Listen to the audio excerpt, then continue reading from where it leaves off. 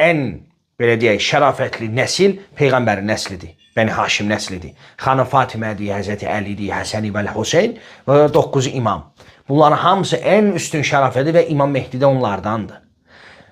Gəlir deyir ki, nə? Gör bunlar lənətlənmiş nəsəb və lənətlənmiş o, özünə müsəlman deyən şəxslər ki, bir iki yağlı sözə inanmışdılar.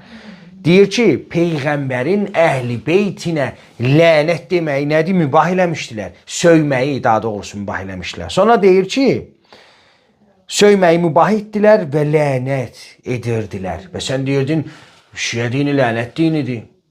Və siz deyirdiniz, lənət İslamdan deyil, lənət oxumaq olmaz. Bəs nə oldu? Alimin belə demir. Əsrlərlə, illərlə əhl-i beyti lənət oxudular. Beləcə Allahın Rəsulunun sallallahu aleyhi və səlləm vəsiyyətinə nədir xilaf çıxdılar. Allahu Ekber.